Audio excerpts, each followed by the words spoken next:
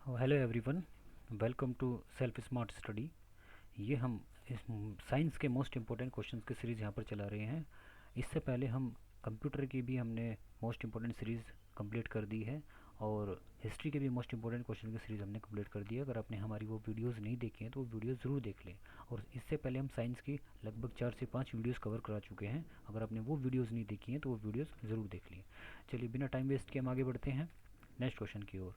किसी पिंड के उस गुण धर्म को क्या कहते हैं जिससे वह सीधी रेखा में विराम या एक समान गति की स्थिति में किसी भी परिवर्तन का विरोध करती है? तो उसे क्या कहते हैं हम उस गुणधर्म को? तो जड़त्व कहते हैं उसे। याद रखना है। ओके, इंपॉर्टेंट क्वेश्चन है। नेक्स्ट क्वेश्चन की ओर बढ़ते हैं। क्या कह रहा है नेक्स्ट क्वेश्चन? 66 हमारे पास क्वेश्चन है। क्वेश्चन के सीरीज ये क्वेश्चन नंबर आगे पीछे हो सकता है, लेकिन ये क्वेश्चन सब इंपॉर्टेंट है। तो लेज़र निम्न सिद्धांत पर कार्य करता है। जो लेज़र होता है हमारा, तो निम्न सिद्धांत पर कार्य करता है। किस सिद्धांत पर कार्य करता है? ये विकिरण का उदीप्ति उत्सर्जन के सिद्धांत पर यह कार्य करता है। इंपॉर्टेंट क्वेश्चन है, आगे बढ़ते हैं। दलदल में फंसे व्यक्तियों, यहाँ पर लिखा है दलदल में फंसे व्यक्ति को लेट जाने की सलाह दी जाती है। जैसे कि कोई दलदल होती है ना, वहाँ पर उस दलदल में फंसे हुए किसी व्यक्ति को लेट जाने की सलाह दी जाती है। तो क्यों दी जाती है, उसका क्या रीज़न होता है? तो अक्षेत्रफल अधिक होने से दाब कम होता है।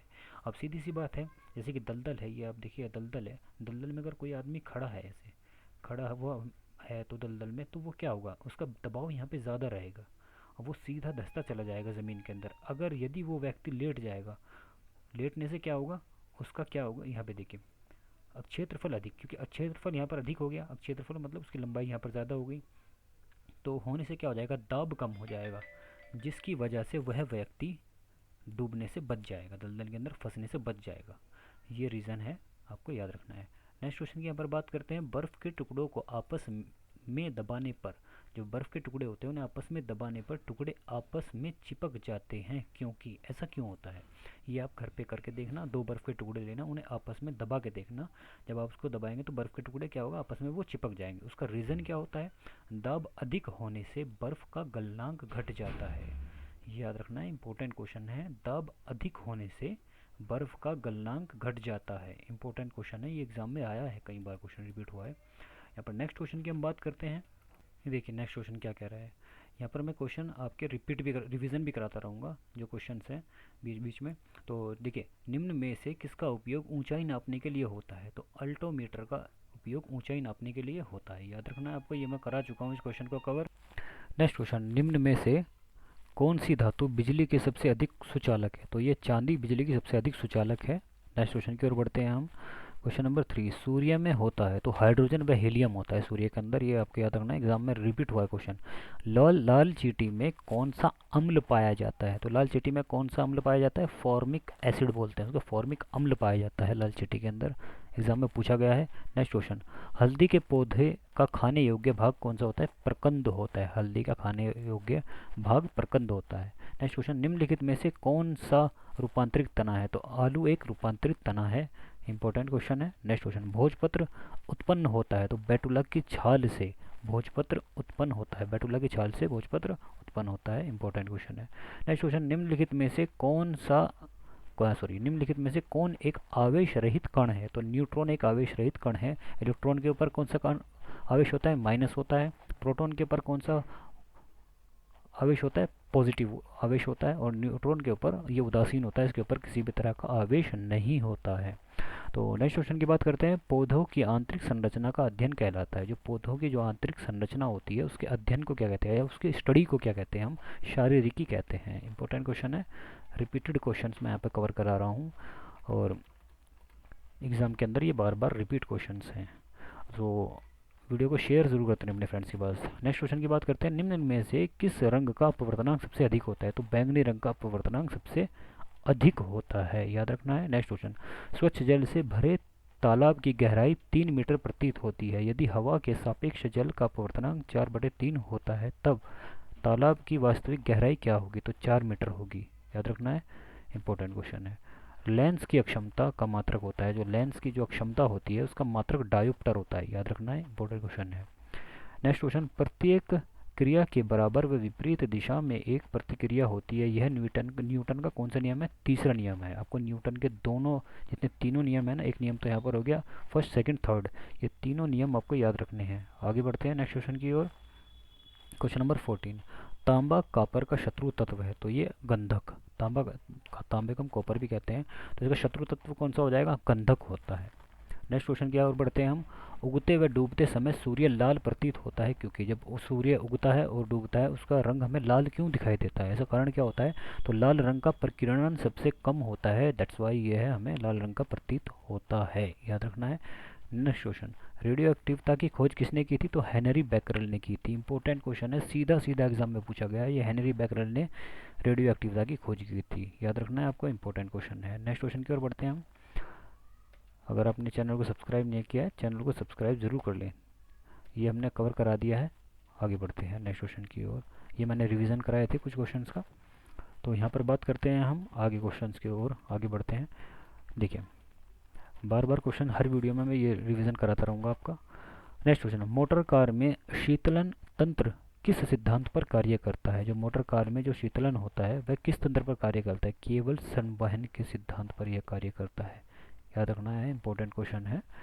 मोटर कार के अंदर शीतलन तंत्र केवल संवहन के सिद्धांत पर कार्य करता है। तो जीवित प्राणियों के शरीर में होने वाली निम्नलिखित हमने हेडिंग हटा दिए हैं, तो सॉरी ऑप्शन हटा दिए हैं यहाँ से, तो ऑप्शंस नहीं यहाँ पे नहीं है। निम्नलिखित में से कौन सी एक प्रक्रिया पाचन प्रक्रिया है? तो ये प्रोटॉन का एमिनो एसिड में विघटन।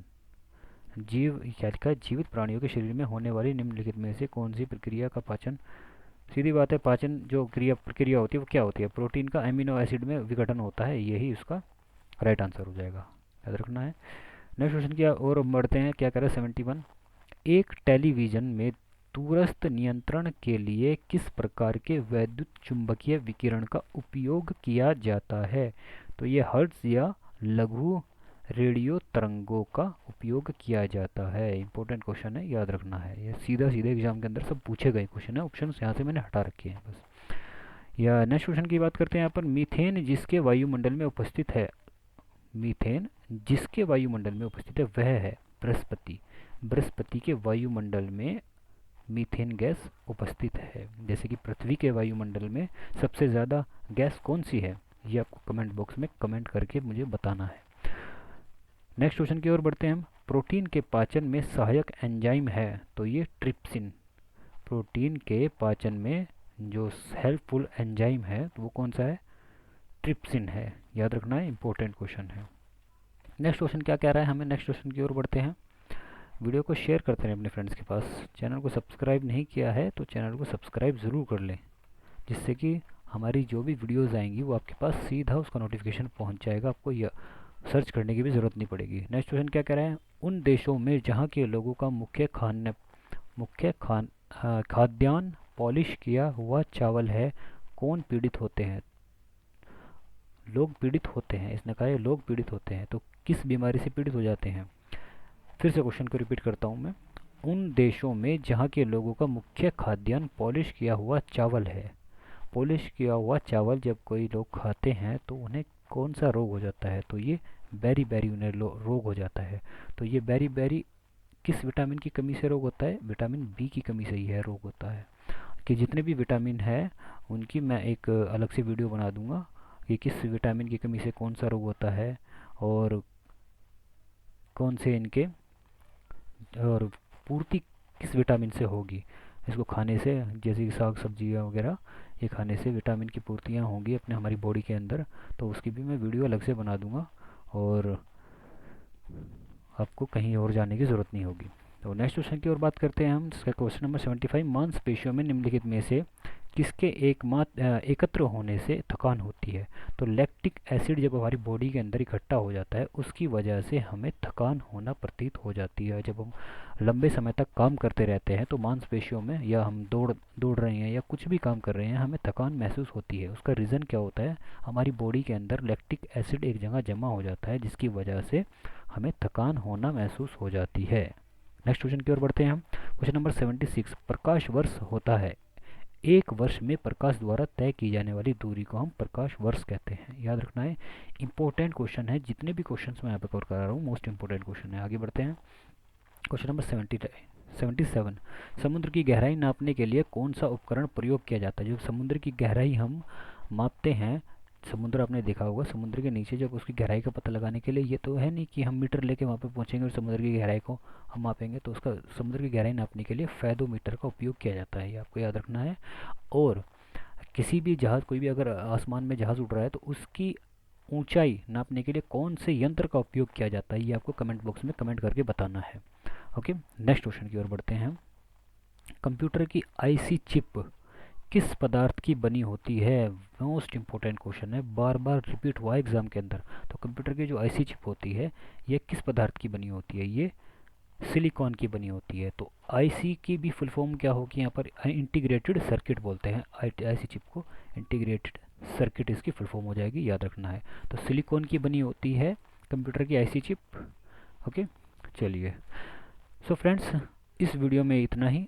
अगर आपने हमारे चैनल को सब्सक्राइब नहीं किया है, चैनल को सब्सक्राइब ज़रूर कर लें और वीडियो को ज़्यादा से ज़्यादा अपने फ्रेंड्स के पास शेयर ज़रूर करें। अगर आप किसी भी यूनिवर्सिटी के एग्ज़ाम की या यूनिवर्सिटी के एंट्रेंस एग्ज़ाम की या कम्पिटिटिव एग्ज़ाम की तैयारी कर रहे हैं, वहाँ पर ये क्वेश्चन, अगर साइंस के क्वेश्चन वहाँ पर पूछे जा रहे हैं, तो जितने भी मैं यहाँ पर ये सीरीज़ कवर करा रहा हूँ, इससे बाहर कुछ नहीं आएगा।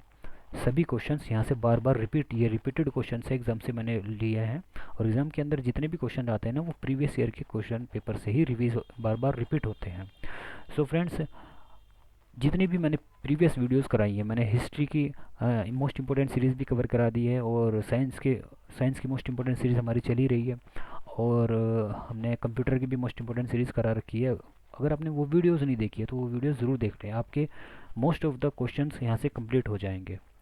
ओके, और वीडियो को अपने जितने भी आपके ग्रुप बने हुए हैं, सभी ग्रुप में वीडियोस को ज़रूर शेयर करें, जिससे कि आपके जितने भी फ्रेंड्स हैं वो भी इस वीडियो का लाभ उठा सके। सो फ्रेंड्स, इस वीडियो में इतना ही। Thanks for watching and keep learning.